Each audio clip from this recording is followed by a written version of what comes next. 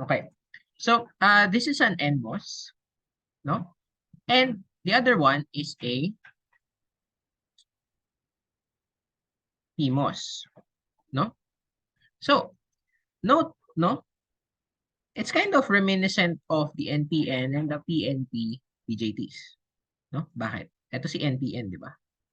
Si NPN, nandun yung arrow niya sa baba, just like the NMOS. Si PNP, yung arrow niya ay inwards galing sa taas, just like the PMOS, di ba? So, that makes it easy, no, to remember is that both of these start with N, both of these start with P, di ba? So yun lang naman, no? So these are our MOSFETs, no? Sige. So on to the background.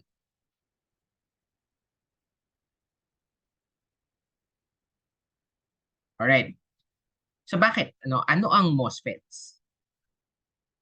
Now, let's talk about this theoretical setup, no? Say for example, I had a P-type semiconductor, no? Tapos meron tayong insulator dito, no? An insulator by the name of silicon dioxide, no? Rusty silicon. Or essentially just rock, no? So we have metal here, no? So this is copper or something, no? All right. So since we have a metal here, no? Okay, so actually the metal is typically a thin layer, no? But let's take it like this for now, no? And then let's make the P side I guess longer. Yan. And then let's put the P side to ground, no? And let's put this at some voltage VG for no particular reason, no? Actually, sige, let's call it VGS, no? Para mas obvious, for no particular reason, no? So, for this setup, sige, let us think about in the macro scale, what tends to happen, no? So for a P-type semiconductor, essentially, there's a lot of holes, di ba? Because it's a P-type semiconductor. Kaso, since this voltage is high, no? Remember, this is VGS and this is a metal, no? Tapos, ano yung current dito? That current is because it's something with an insulator in the middle, right? That current is zero, di ba? So, since that current is zero, the voltage here, no? The voltage here is also VGS, no? And let's say, for example, that is some sort of positive voltage, di ba? So essentially, what happens is that the holes will start trying to get away from it, right? Because it's a positive voltage at this end, no? So when the holes go there, the electrons start popping up here, no? Essentially, di ba? So intuitively, that's what happens, no? So as VGS goes up, no? The holes go that way, no? And the electrons go this way, no? So that's our intuition, and it makes sense. They're just moving charges, di ba? So now, let's draw the energy band diagram, no? By the way, the energy band diagram is not part of the slides. I'm just talking about it because I find it easier to explain these things with the energy band diagram. So sige, let's do the energy band diagram, no?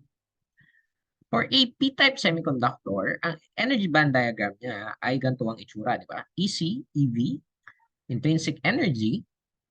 Tapos, since we are a P-type semiconductor, the Fermi energy level, no, would be between EI and EV. right? Kasi p-type, di ba? So this is your p-type semiconductor, right?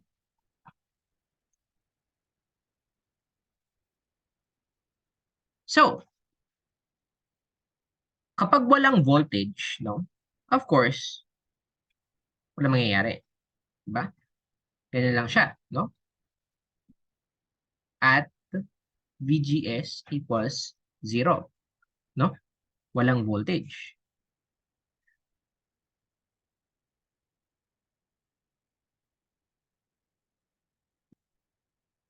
Now, let's take the case where VGS is positive, no? Actually, no. Let's take the case where VGS is negative. So if it's negative, no? If it's negative,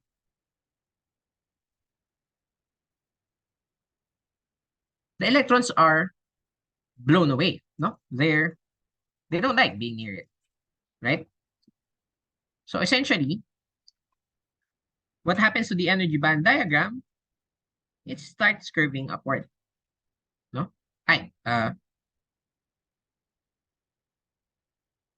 VGS is negative, starts curving upward, becomes more strongly p-type. Tama. Ayan. So essentially, this is what happens, no? It becomes more strongly p-type.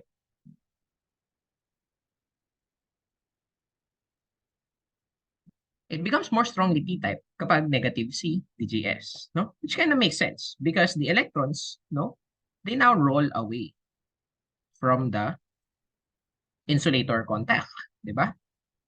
So this is what happens, no, in that case, right? So next, let's talk about the case where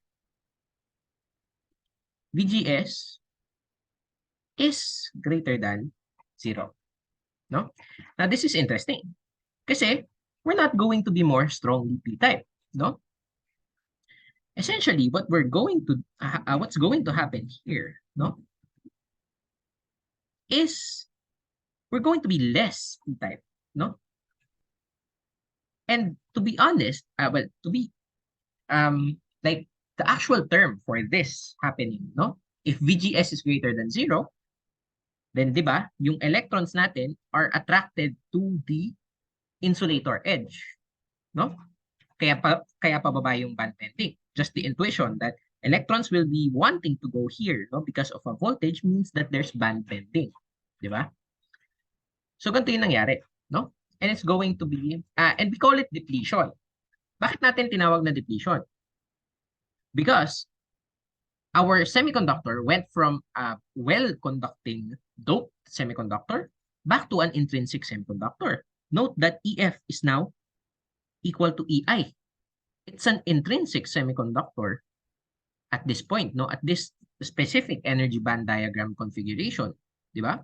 So we have less carriers because of VGS, no? So this is depletion, no, for this device. Where the device is being depleted of carriers in this configuration, no? Now, we have one last configuration, no? Which is this, no? It's like depletion. We're dragging the thing down. But note this, no? Ano ang na-observe natin? So, it's a p-type semiconductor to begin with. Kaso, tingnan na nangyari. We dragged the thing, no? So, VGS is now so positive, no? That we dragged the EI all the way from above the EF to below the EF. Essentially, from this part, no, hanggang dun sa kabila, it is now an N-type semiconductor. Di ba? So this is what you call inversion. No? And in fact, no, we have a threshold that we define. for inversion to happen, no?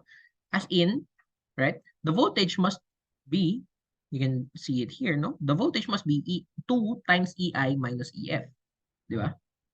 2 times EI minus EF would put us in inversion, no? So VTH is approximately 2 times EI minus EF, no? But usually for circuits, VTH is already given, no? So that's the behavior of that theoretical device, no? Theoretical device. It's an actual device, no? It's a MOSFET, no? Is what you call it, not a MOSFET yet, no? We'll discuss why it becomes a MOSFET eventually. So essentially, these are the 4 modes, no? These are the 4 things that happen, no? So again, what happened was, no, we could either have VGS less than 0, which attracts more holes, no, making it more strongly p-type near the insulator, or we could have VGS greater than 0, attracting electrons, making the semiconductor less p-type, and then eventually we have such a strong VGS, no, VGS greater than some sort of VTH, no, some sort of threshold voltage, that the semiconductor starts having an N-type area near the insulator, no? So essentially, you now have, in the latter configuration, no, in the last configuration, you now have an N channel here, no? All right, so that is what you call, this device is essentially what you call a MOS capacitor. We call it a MOS capacitor because it literally is a capacitor, no? You have a conductor, you have a conductor, you have a dielectric in the middle, no? That's a capacitor. But we're not going to use it for capacitance, no? We're going to use it to make a transistor, no? So we're going to start with something else now. All right? So the MOS transistor, no? So the MOS transistor has a circuit symbol like this, no? So it has a thing, no? A gate that is disconnected from the rest of the circuit, no? And we have a drain and the source. The source is always the one with the arrow. All right? That's your MOS transistor. And what it looks like is essentially this, no?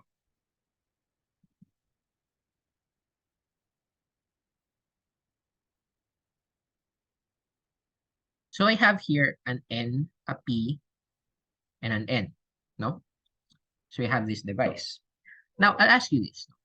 I'll just call this drain, no? The drain voltage and the source voltage for now, no? So, since this is an NPN, no? I'll ask you, di ba ito yung directions nung diodes, di ba? So, if I had VD greater than VS, no? Will there be current across VDS? Will there be current in this circuit?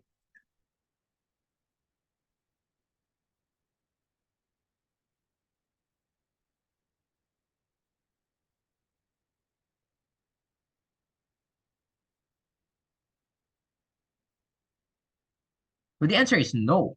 No? Walang current because there's a reverse biased diode doon, no? The diodes are facing opposite ways. So there's no way that there's going to be current, di ba? Now, of course, no? Kasi you have a p-type region in between two n regions, no?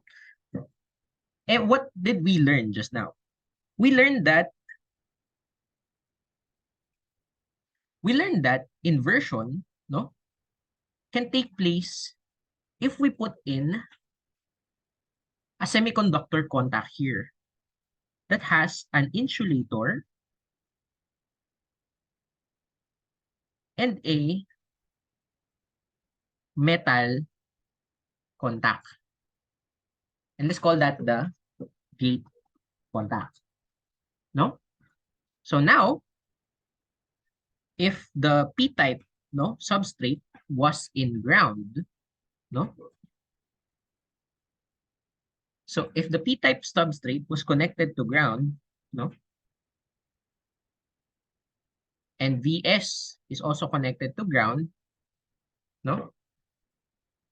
Now, what happens is, no, if VGS, no, if VG is greater than 0, no, actually, no, let's make it greater than VTH, no? Ang sabi natin, magkakaroon ng N-type channel at the surface, no? Near the surface, in fact, no? So, what happens is that you essentially have, no? So, exaggerated for scale, of course, but you have an N-type area here, no? If VG is greater than VTH, no?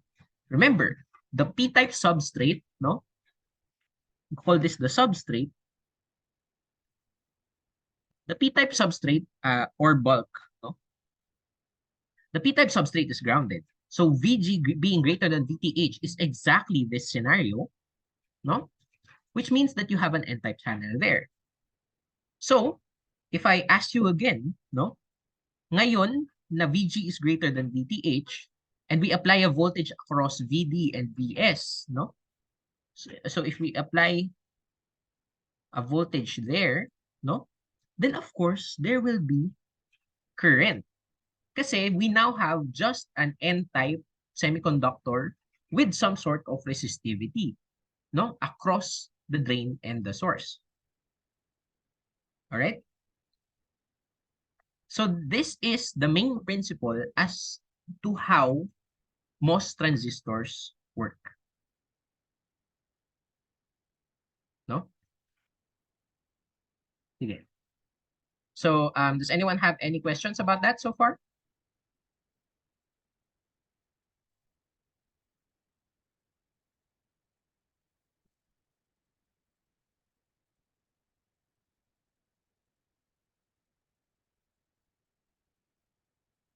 Sige.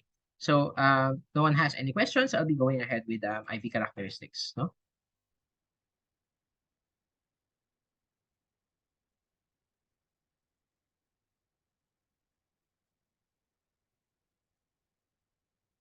All right. So we have this configuration, diba? So let's just remember that we have that kind of configuration, no? Actually, before we do any kind of configuration, let me just go on to another page para hindi mag-lag. Yan. Sige. So, in this case, no?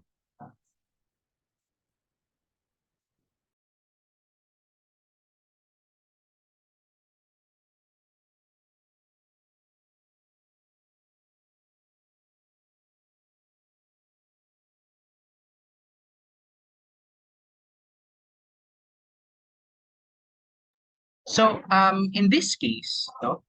Let's start with an output characteristic, no?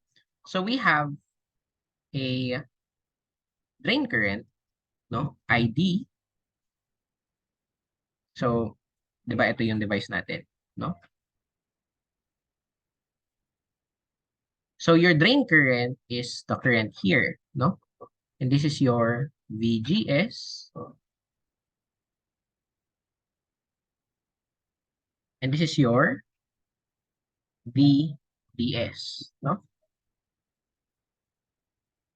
Yan. So we have a VDS here as well, no?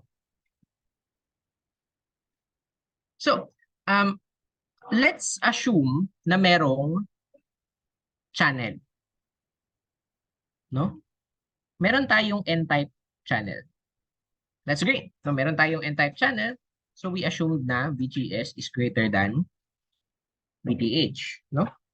Meaning, magkakaroon tayo ng current, no? So, as we increase VDS, no? Sabi natin, well, basically, we have a resistor, right? So, as we increase VDS, the current should increase, no? Quite frankly, it should increase linearly, no? Kasi sabi natin, this is a resistor, no? This is an N-type silicon block, a contiguous N-type silicon block, and we're applying a voltage across it. So, it should give us some sort of resistance. And what's a resistor? It's a linear thing, no? So that's one consideration that we have, no? Kaso, let me tell you that that's not actually the case, no? Um, hmm.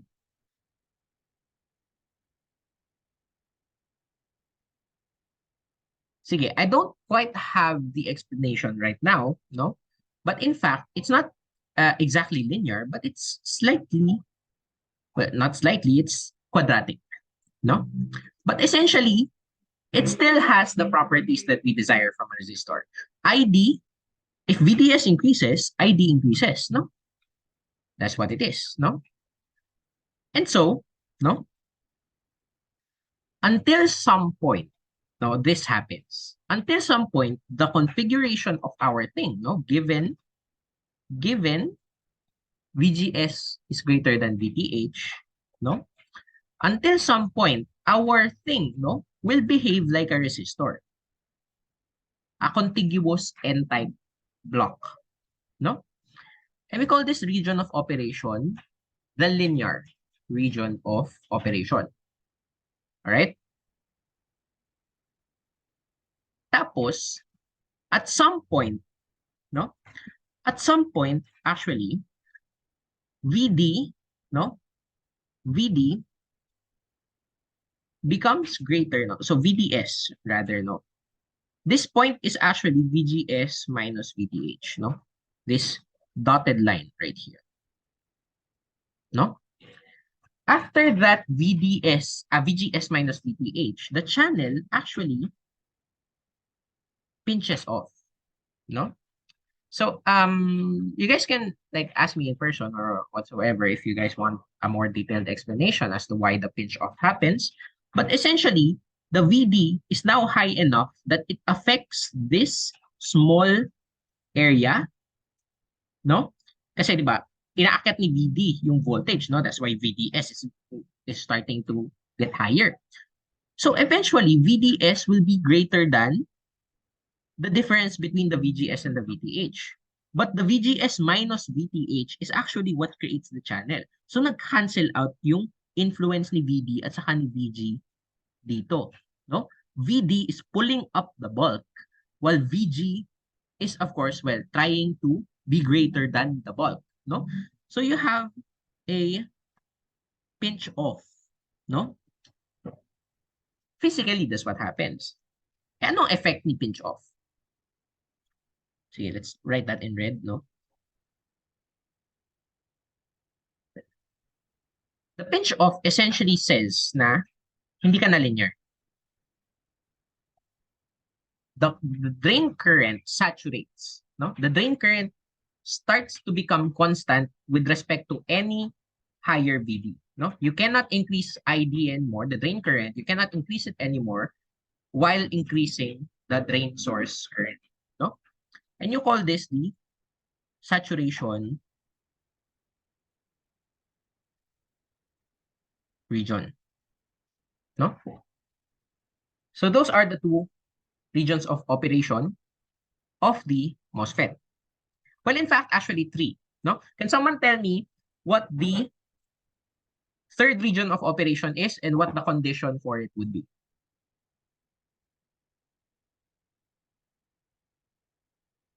Cut off, di ba? So cut off is the third region of operation. And how do you put this thing in cut off? Ano yung inanalyze natin kanina na nagsabi sa atin, oh, if this, yes, exactly, no? If VGS is less than VTH, no? So note, cut off if VGS is less than VTH, no? This means that either you are one, depleted of carriers, or two, you have double diode, no? Dito, such that NPN or N intrinsic N yung configuration ng semiconductor mo, leading you to have a configuration that cannot conduct electricity, no? Which means that in this case, ID is always zero, no? In cutoff. Ayan, di ba? So, These are your IV characteristics, and this is also your regions of operation. All right? So, review, no? Regions of operation. Well, actually, you cannot, you don't usually abbreviate like that. I'm just lazy. Regions of operation. Right? So we have here two conditions, no? So we have VGS, no? Again, I'll write the MOS here so that you guys have a reference, no, to look at. So VGS, and you have um, VDS here, right? So what we're gonna have here now is two conditions, no? We're gonna ask ourselves, is VGS greater than VTH? Sige, pala, no? You can just tabulate it naman.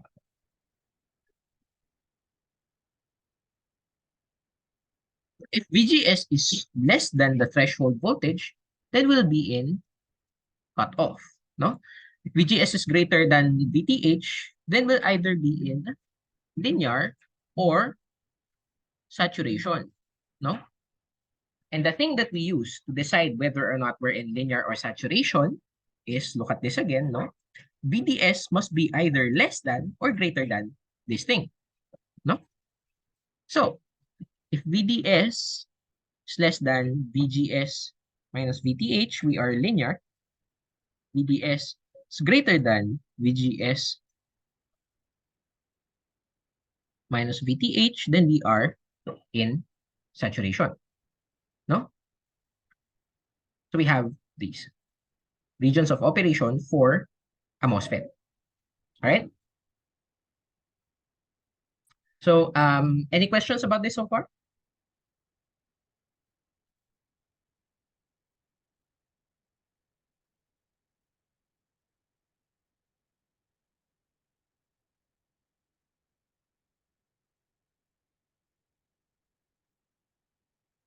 Okay, if not, I will move on to um, the next part, no? Which is the models, no? So large signal models.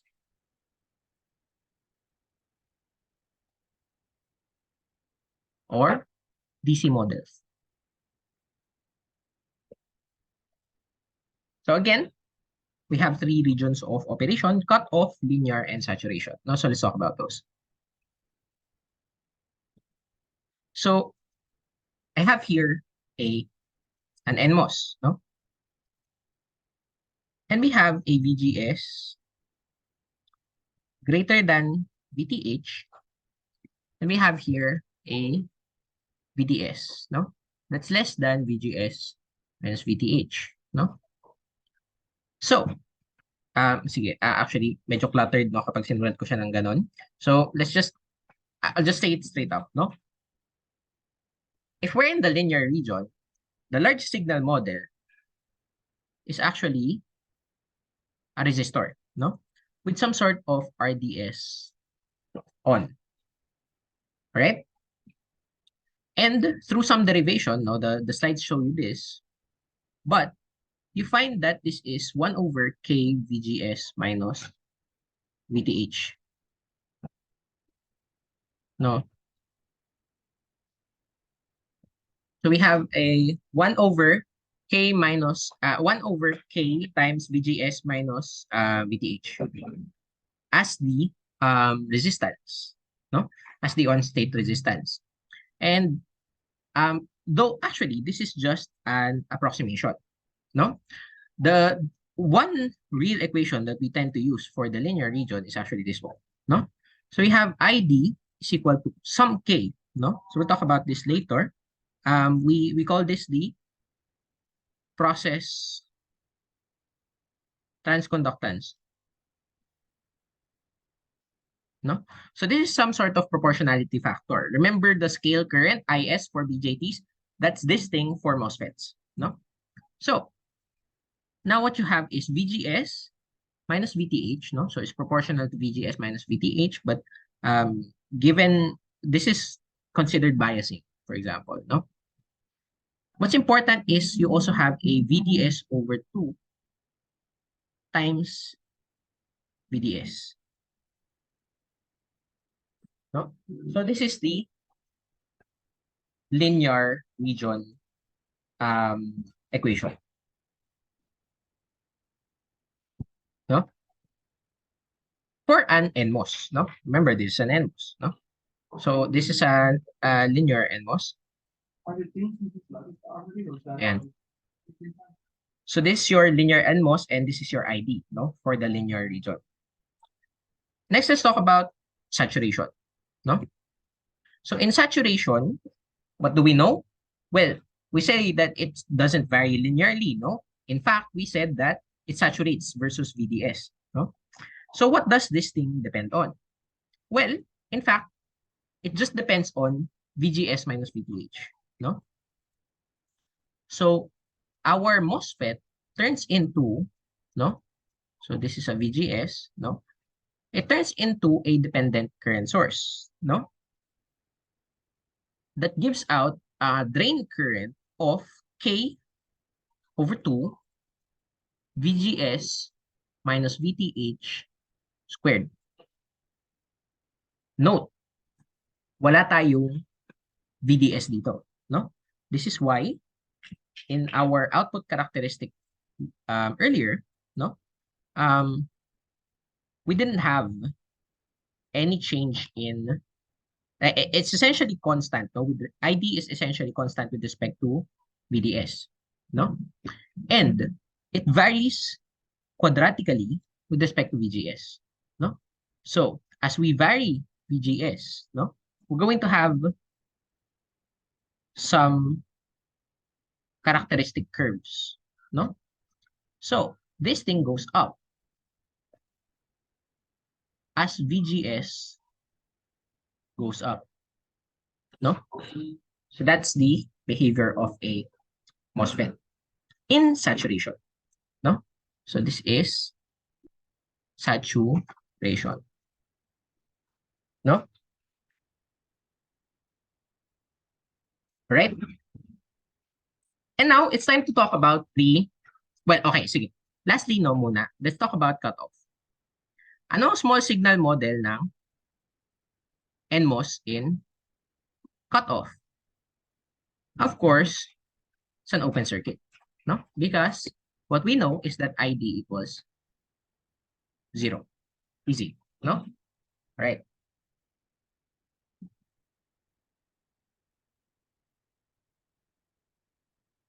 Sige. So, given this saturation behavior, no? Let's now compare BJTs versus MOSFET.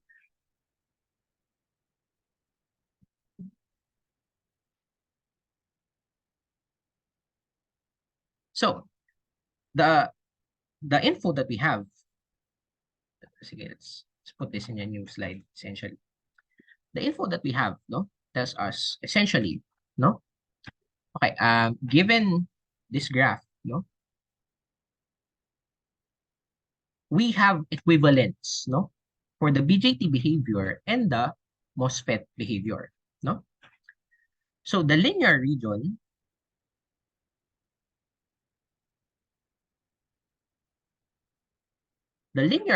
for MOSFETs is actually the saturation region for BJTs. Remember, it's behind this thing, right? That was the saturation region for BJTs. Next is the saturation region for MOSFETs is actually forward active for BJTs because we find it here. And it has an amplifying relationship with the input voltage, no? The VGS, right? This would be VBE for BJTs, no? So the forward active is actually saturation. And of course, cutoff is still cutoff. All of the currents are 0, no? But essentially, the difference is that, no? K is IS, no? And this is, no? Your mode of amplification for the MOSFET is quadratic while it is exponential for the BJT. All right? So, for the same purpose and the same voltages, no? Like for high current applications, what do you guys think is the typical choice, no? Do you use BJTs for high current applications or do you use MOSFETs for high current applications?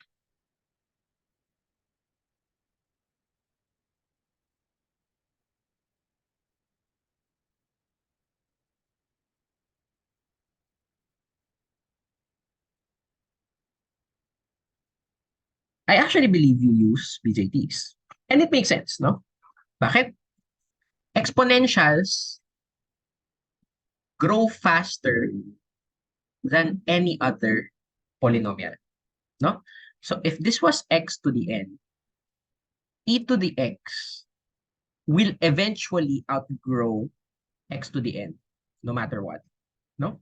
So exponential is much, well, yeah, exponential amplifies much better than polynomial. And this is polynomial. This is exponential, no? So those are basically the choice between BJT and MOSFET. Now, why do we tend to use MOSFET nowadays? BJTs cannot be made as small as MOSFETs, no? Nowadays, our MOSFETs, no, the smallest ones, no, actually 2 nanometers, no? It's like 2 atoms, essentially, no? Kasi yung lattice constant ng silicon is, I don't remember, no? We discussed that in the first week, but it's a little less than 1, no? So if that's the lattice constant, then you have a silicon here, one lattice constant silicon, one lattice constant silicon, and something like that, no?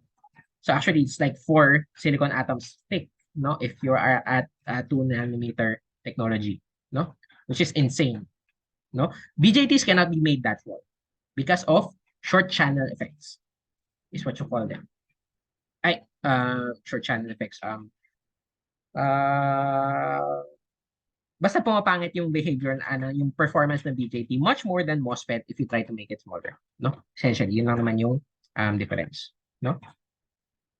All right. So, any questions about that so far?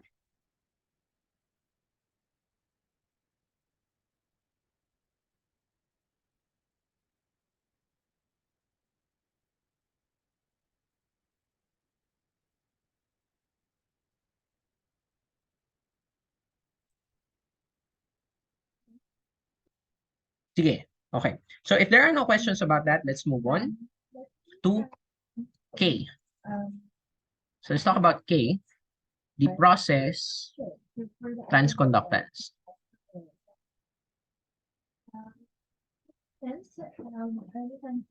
No? K is different for NMOS and PMOS. No? So we have a Kn and a Kp. And you'll understand why when I write the equation down. The K for NMOS is the mobility of electrons times the oxide capacitance, no? Tends to be given, times width over length. All right? For the PMOS, it's the mobility of the holes times the same thing. No? Essentially, this is a measure of how well the MOS generates current from BDS. Well, actually, no, just in general, no? How well the MOS generates current. Bakit? Remember, no? Our linear equation was this, no? Kn VGS minus VTH minus VDS over 2 times VDS, no? It's directly proportional to Kn, no? So Kn decides how well it generates current, no?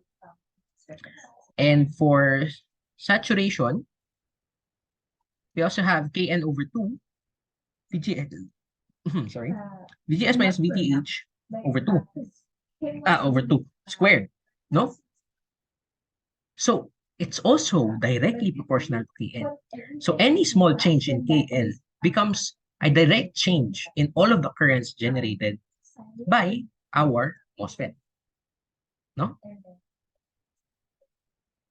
So this is called the process transconductance. And you call it the process transconductance because it depends on the basically the company that's printing your transistor. No? You call it the process, no? The process in which they make the transistors. No? So it's the process transconductance. Because it differs from foundry to foundry because it depends on the properties exactly of your transistor, no? Kasi 'di ba ang itsura ng MOSFET natin, ang itsura ng well, yeah, ang itsura ng MOSFET natin, sige,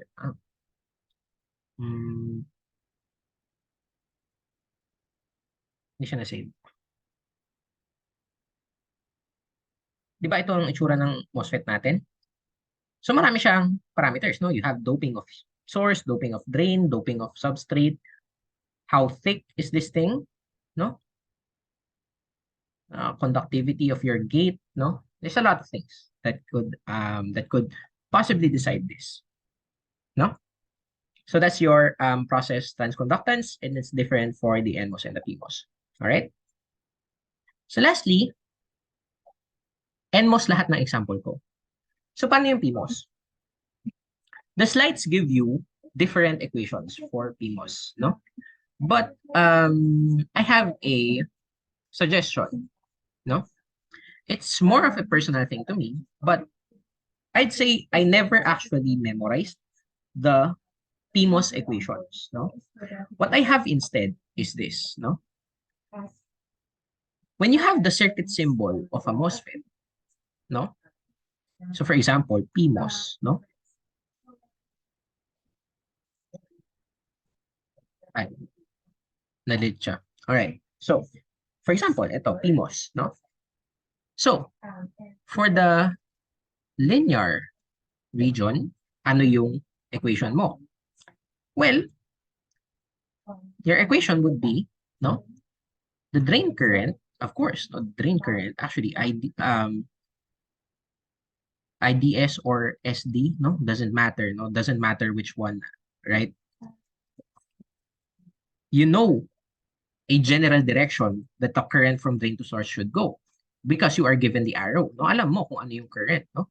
So the current of the drain, no, doesn't matter.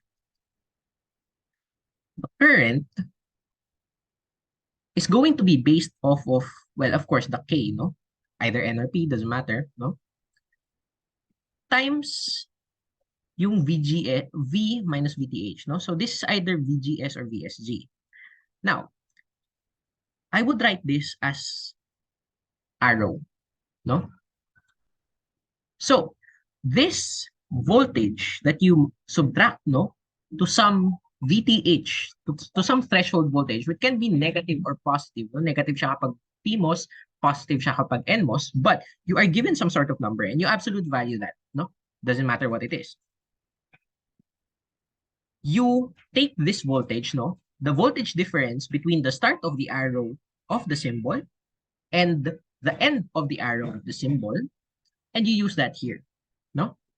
So for NMOS, this is VGS.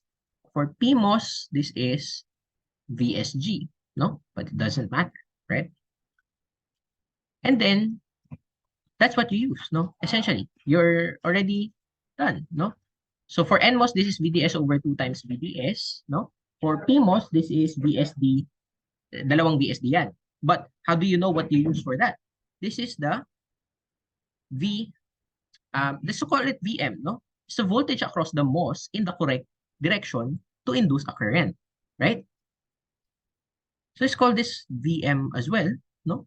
So it's the voltage across the MOS in the direction such that it induces current, no? So for saturation, this is your equation, no? The current induced is equal to K times the voltage across the arrow of the MOSFET minus whatever VTH is given, no? Regardless of if it's positive or negative, just subtract the absolute value and then square that. And this is your general equation. Doesn't matter if it's PMOS or NMOS. It's just that you have to subtract the absolute value of the start to the end of the arrow, no? The arrow voltage, And then you subtract the threshold voltage, no, from that, the absolute value of whatever number the threshold voltage is, and you plug that into the equations, no? Hindi siya VDS over 2, no? This would be VSD for PMOS, no? So this would be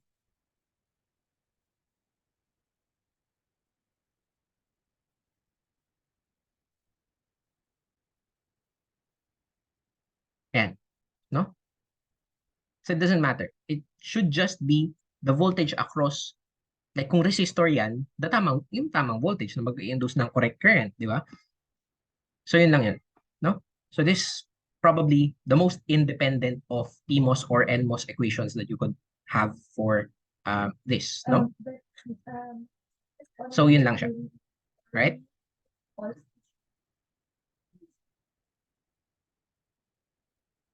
So sige,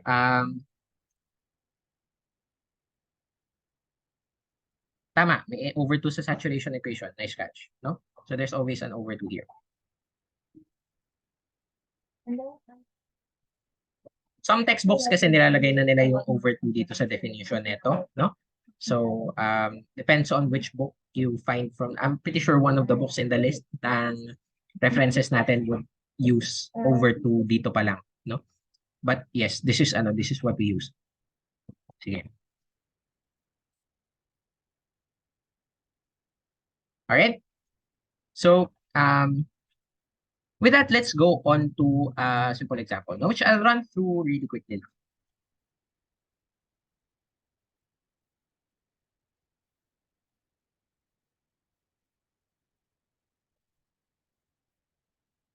So this is the drain resistance, no? Okay, this is VDD. This is the drain resistance because it's connected to the drain. And this is the output voltage and this is the input voltage. All right. So,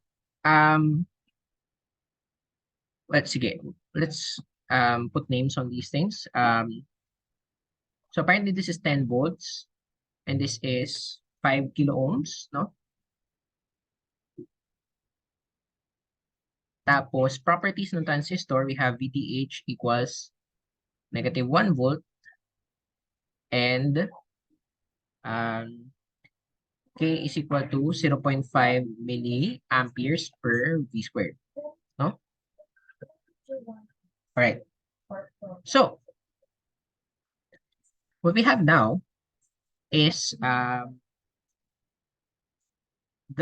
they want us to determine the output voltage for specific Vin. All right. So let's try. No. Well, we know that the output voltage is simply ID times 5 kilo ohms. No. So it's 5K ID. No. And ang hindi natin alam dito is the output voltage and the drain current. No. But what we know, no, we're given VI, no? So VI is given. No? So we want to get the drain current from Vin, no? And how do we get that? Well, we can get that simply from assuming saturation. No? So assume saturation.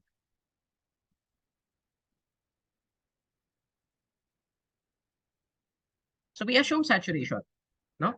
So then ID, no, the drain current becomes K, no, over 2. By the way, this KP sa PMOS, no, times VGS minus VTH squared, no? So now we don't know what VGS is either. So let's try to take what VGS is, no? VGS is 10 minus Vin, no? Actually, okay, sorry. Hindi siya VGS, no? It's the V of the arrow, no? VSG in this case, right? So the VSG, no? Minus absolute value of VTH, because for PMOS, you'll be given a negative VTH, no? And you get VSG is equal to 10 minus Vin, no? 3 equations, 3 unknowns, you can solve for things, right? Of course, once you get V out, you can get, no, VDS is equal to V out, 10 minus V out. V out minus, 10 minus V out, no? VSD siya, kasi PMOS, no? So you get VSD is equal to 10 minus V out, which you then compare, no, is greater than VSG minus VTH. And then you can check for saturation.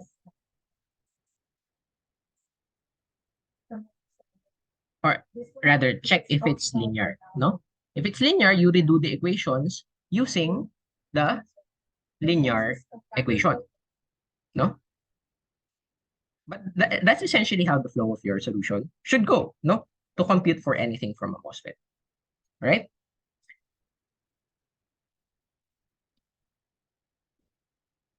Okay. So let's talk about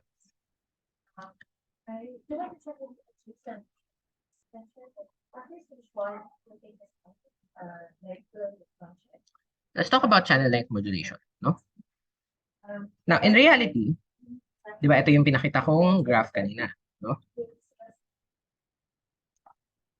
Sige, let's make a new page na. Yan.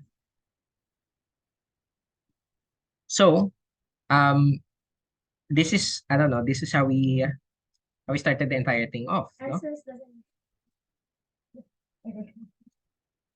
So let's discuss channel length modulation. Do you guys remember the early voltage for the BJT? CLM is like the early voltage, but for MOSFETs, no? In reality, this is not what happens, no? What happens is mayroon tayong linearity ito, no? So ID actually also still depends on VDS, no? So meron kang slope dyan, no? And the slope is in fact 1 over lambda. Sige, hindi ko pa sasabihin kung ano yung slope. Let's just ignore what the slope is for now. Kaso, essentially, since there's a difference between this thing, no, the equation that we had, no, for saturation and what actually happens, no? So there's a gap, no? Remember, the original equation was this thing, no? Kn over 2 VGS minus VTH squared, di ba? Ito yung original equation natin. We need the patch, no, to apply this thing.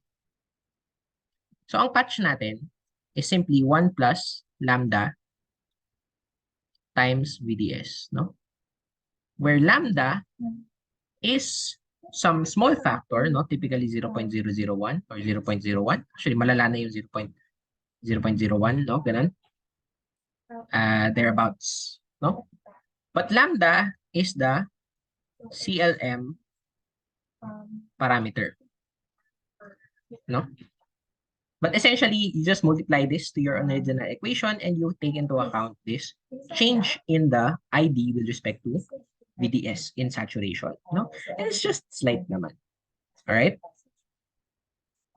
Now, that's what happens, no, on the circuit side, of course. Kaso, why does this happen? No? So let's answer that.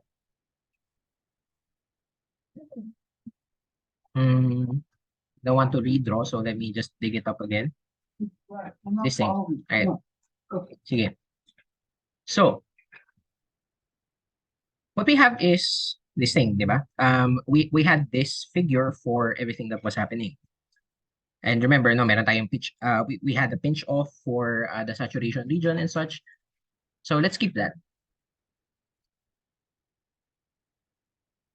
Now, what happens is that for decently small devices, the pinch off, no? So, di ba, may pinch off kanina, right? Now, imagine that VDS, no, not just VD, no, but VD also gets higher if you're increasing VDS, of course, no. But if VD goes higher, then the pinch off gets worse, no. This thing gets wider. The lack of a channel, the area where there is no channel, gets wider as you increase VD. No? That's one fact. Now, what happens is that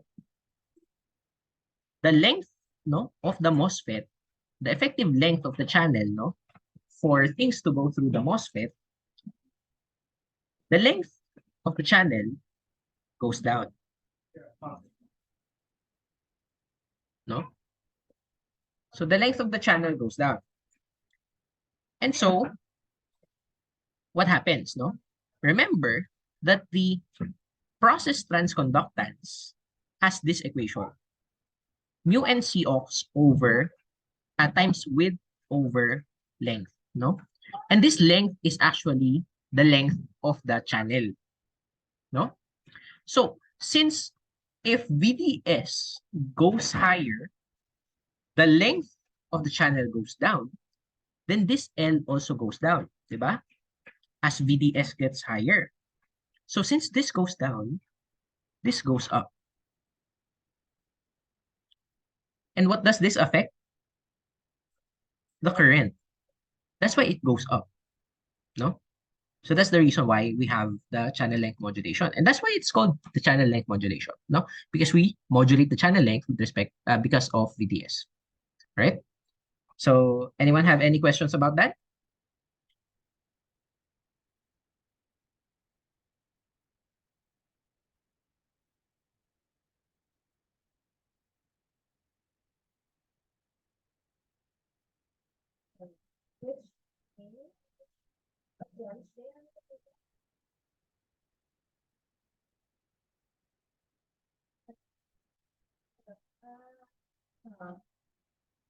All right, sige. So if not, let's have a simple example again, no?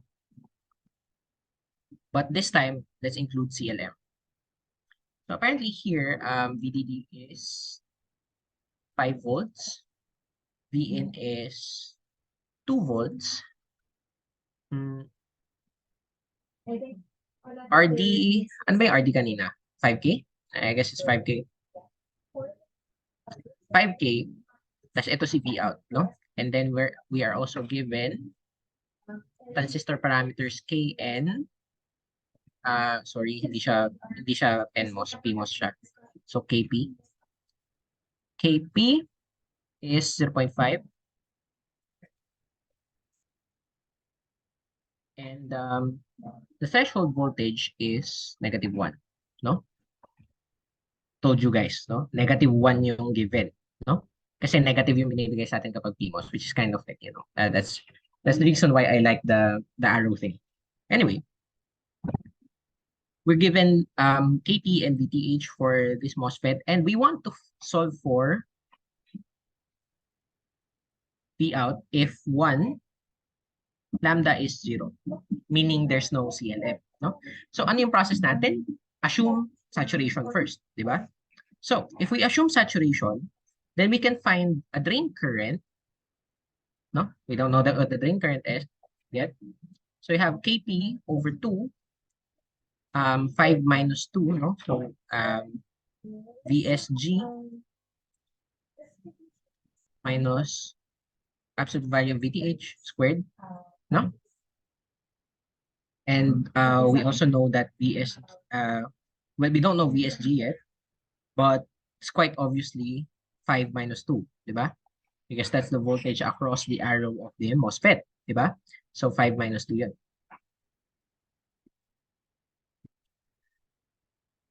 So now we know VSG. Next equation is, finally, to solve for V out, you just have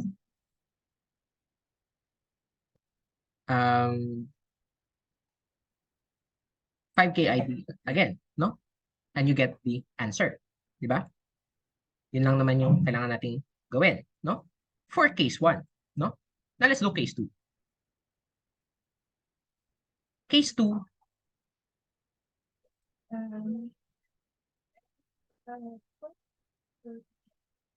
lambda is equal to 0.05. Actually, no. Let's just take any case, no? Lambda is not 0. All right? So in this case, yung saturation equation natin for ID would become Kp over 2 VSG minus 1, no? Sige, let's minus any VTH value, no? Doesn't matter what the sign is. Squared times 1 plus lambda VDS, no? So dumami yung unknowns natin. We don't know what VSG is. We don't know what VDS is. Well, okay, let's stop lying to ourselves. Now we know what VSG is. It's very easy. It's 5 minus 2, that's 3, right? So si VDS yung hindi natin alam, no? So let's write up a equation for VDS, which is 5 minus V out, no? So now what we have is an equation that compares ID and V out, no? So we have this ID, we don't know what ID is, KP over 2, 3 minus VTH squared, 1 plus lambda times 5 minus V out, no? So that's one equation, no? So that's one equation with two unknowns. And then we also have an equation relating V out and ID, which is that ID times 5K, no? Two equations, two unknowns. And the good thing about this is, this, you'll end up with, hindi siya transcendental, no? You'll end up with a quadratic equation that you can solve with a quadratic formula, no? So you don't actually need a calculator. For those hardcore people out there who want to solve this by hand, you can solve this by hand by using the quadratic formula, no? So yun lang. This is how you do it with lambda greater than 0. All right? So does anyone have any questions about this so far? By the way, attendance is already in the Discord, no? So just go, hindi po i-confirm na saturation ng i-assume. Right? So final step sa lahat ng to is to always check, no? That VDS, that is 5 minus V out, no? VSD in this case, no? Is greater than VGS minus VTH. Voltage of the arrow. Sige, VSG na lang muna. Ayan. No? So this thing must be greater than 5 minus V out must be greater than 3. No? So likewise, we must also check this here. No? Again, if it's wrong, then we redo the calculations, this time with the linear equation. No? So yun lang naman.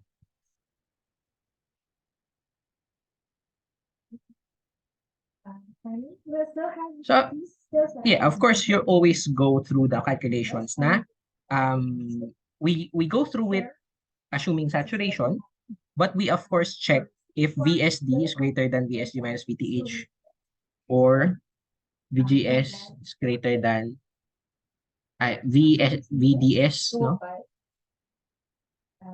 VGS minus VTH, no?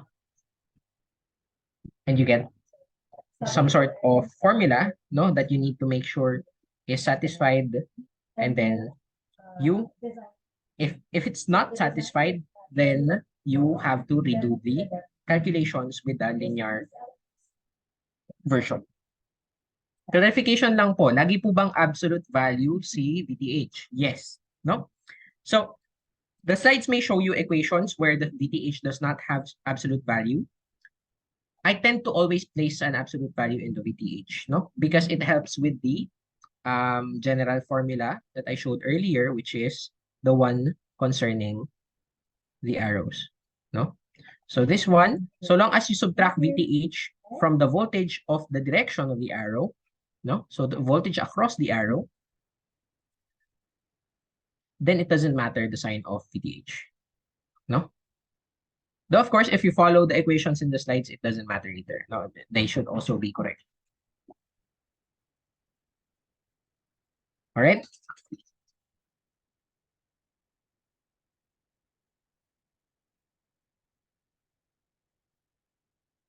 Okay, so lastly, no, let's go for MOS amplifiers.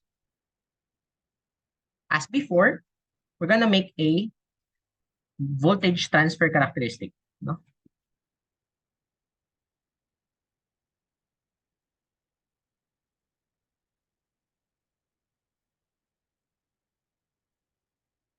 We're gonna make a transfer characteristic of the MOS amplifier.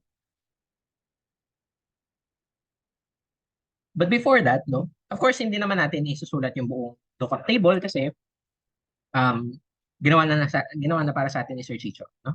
So, what I'm gonna show you is a simulation of it instead. No? So, this is an NMOS. Right? Now, what I'm gonna do is to slowly increase the voltage. No?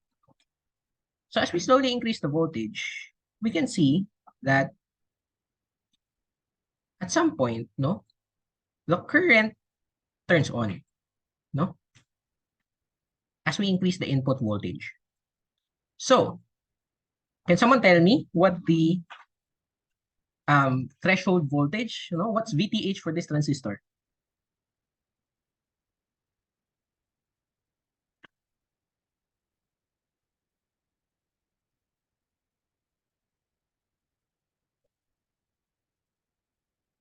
So we went from zero current to current between 1.5 and 1.6. So what's the threshold voltage? VGS would be greater than VTH if 1.5, if we're greater than 1.5. So the threshold voltage is 1.5, no, for this simulation. And then at some point, we're going to go into saturation, of course. No? So we went through a linear region and we went through a saturation region. No? Well, actually, we went through a saturation region before we went to a linear region. No? So in fact, I think the linear region starts here. No? And you can see that in this behavior. No? So after VGS goes greater than the threshold, no, which is around 1.5, you can see, no, it very rapidly changes. No? The voltage very rapidly follows the changes in the input. No, it's behaving like an amplifier. And then at some point, it stops changing quite so quickly. No, that's the point at which we enter linear region, no, dito sa baba. Right? So this is, so cut off, no current. So cut off all the way here. And then we pass the VTH, we go into saturation. We're basically in forward active, we're amplifying, no? So you can see a large change in the output with respect to small changes in the input. And then at some point, the large changes just stop happening, no? Which means we're in the linear region, no?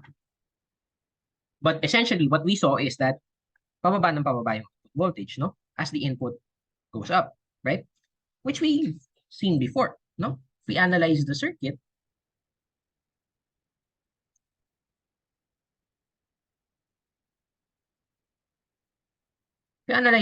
no, we have a V in, we have a V out, no? RD and VDD, no? So if V in goes up, then if V in goes up, then through the square law, no? ID is equal to KP over KN over 2 VGS minus VTH squared, no? Then tataas yung ID, right? Of course.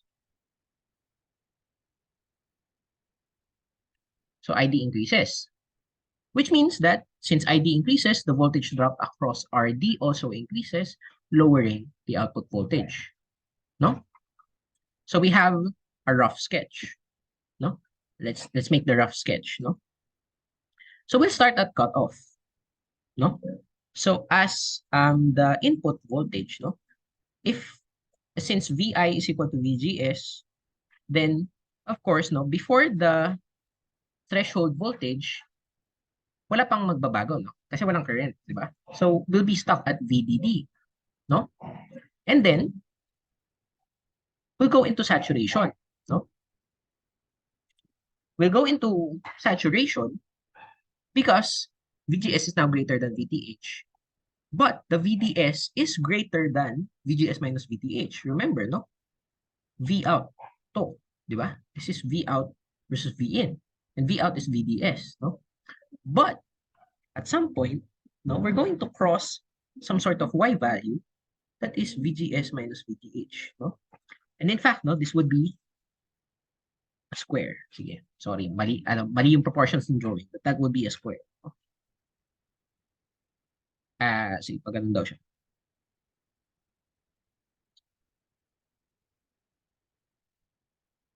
Hirap naman maging artist. Wait lang. So, maganda. Kasi cool yung, cool yung relationship na yun eh. Um, Square yan. Let's just note that this is not to real scale proportions, but is VGS minus VTH, no?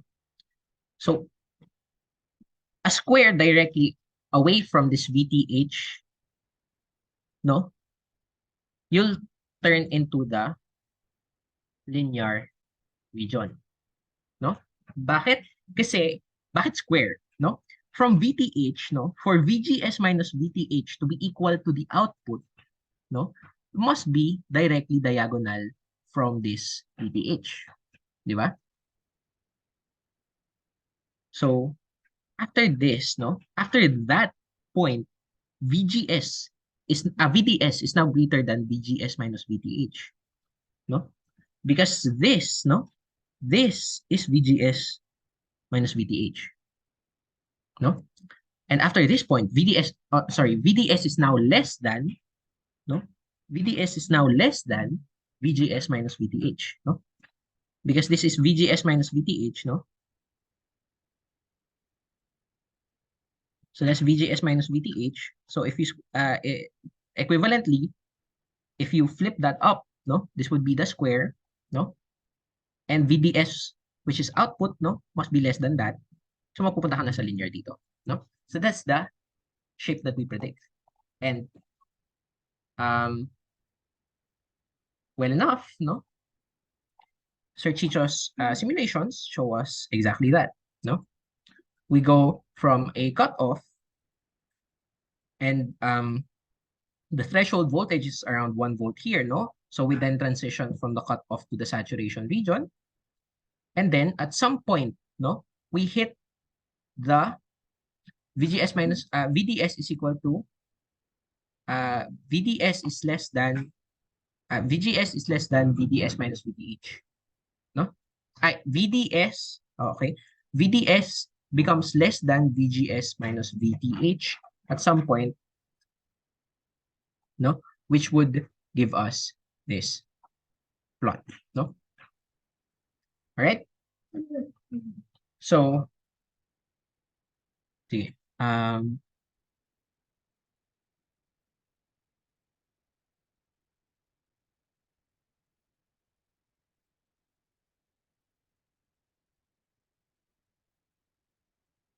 Tama naman, di ba?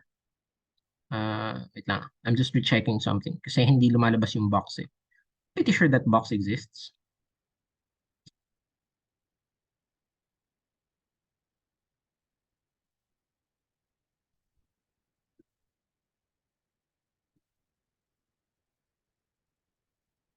Tama, tama. Okay. So the box would be there somewhere. That's the threshold voltage plus VGS minus VTH. Okay. Mas mataba lang kasi yung ano. So your box would be this thing, no? Kasi this is the VTH, no? This is strictly a square, no? So believe me when I say that is a square. Square yan kasi this is 2, no? And this is a difference of 2, no? So that's a difference of 2, that's a difference of 2. So it's actually a box. So it's actually a square, no? But it's doesn't look like it kasi warped yung scale. Anyway, di ba? Sabi sa inyo box yan eh. Kaso hindi hindi kita yung box kasi hindi equal yung x and y axis. But anyway, yun yun. Right? Sige. So, as final note, we were talking about amplifiers, right? So, saan yung nangyari yung amplification? Okay, so can someone tell me? Sige. So, between A, B, and C, which region would have the highest voltage gain? Which point, no? Is it point A, point B, point C? Which thing has the highest voltage gain?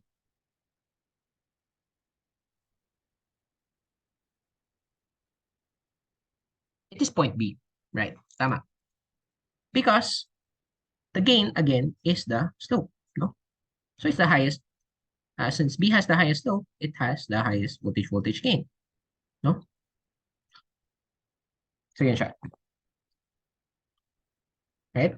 So, Sir Chicho now has also this graph for us, no, showing the things that I tend to want to draw, no. So you can see here, if you have an input sinusoid, you just trace where it lands here and where it lands here, and you can trace how big the output sinusoid will become, no. So yun siya. By the way, you can see here, no, the gain of a MOSFET, negative 4.25 lang siya, no. Di ba dun sa BJT, nakita natin, like, our gain range, like, approaches 300 or something, no?